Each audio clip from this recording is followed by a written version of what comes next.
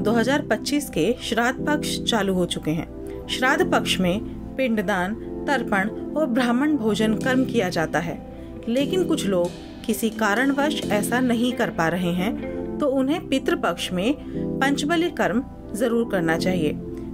मान्यता है कि पंचबली कर्म से भी श्राद्ध का पूरा पुण्यफल मिल जाता है और हमारे सभी पितृदेवता प्रसन्न हो जाते हैं। तो आइए जानते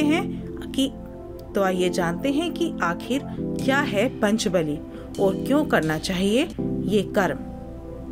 धार्मिक ग्रंथों के अनुसार श्राद्ध पक्ष में ब्राह्मण भोज के साथ गाय, कुत्ते, कौवे, चींटी और देवों के लिए विशेष स्थान पर भोजन रखा जाता है। ब्राह्मण भोजन कराने के साथ 5 जगहों पर इनके लिए भोजन यानी कि अग्रासन निकालने का यह कार्य ही पंचबली कर्म कहलाता है।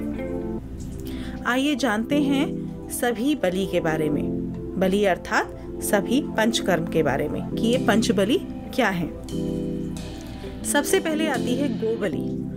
गोबलि इसके तहत घर के पश्चिम दिशा में देसी गाय को महुआ या पलाश के पत्ते पर भोजन दिया जाता है। इस दौरान गोभ्यो नमः कहकर प्रणाम किया जाता है। इसके तहत घर के पश्चिम दिशा में देशी गाय को महुआ या पलाश के पत्ते पर भोजन दिया जाता है।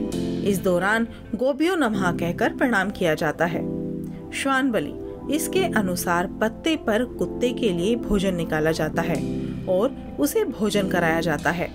काक बलि कोय को घरों की छत पर या भूमि पर ही भोजन रखकर खाने के लिए बुलाया जाता है ताकि वे अग्रासन स्वीकार करें। जो पितरों के लिए खाना निकाला जाता है जो भी उसको अग्रासन बोलते हैं। देवादि बलि इसके तहत पत्ते या थाली पर देवताओं के लिए भोजन निकाला जाता है।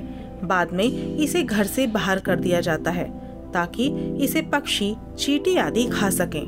मान्यता है कि यह आहार देवताओं को प्राप्त होता है। पिपीली कादी बलि चींटी, कीड़े मकोड़ों की बिल के सामने भी खाद्य सामग्री को चूरा करके रख दिया जाता है ताकि वे इसे खा सकें। इसे पिपली कादी बलि बोला जाता है। तो ये सभी 5 कर्म हैं जो कि श्राद्ध पक्ष में जिनको ज्यादा टाइम नहीं मिल पा रहा है वो ये अगर पंचबली कर्म करते हैं तो उनको श्राद्ध पक्ष में पिंडदान के समान फल मिलेगा और उनके पितरों को तृप्ति मिलेगी।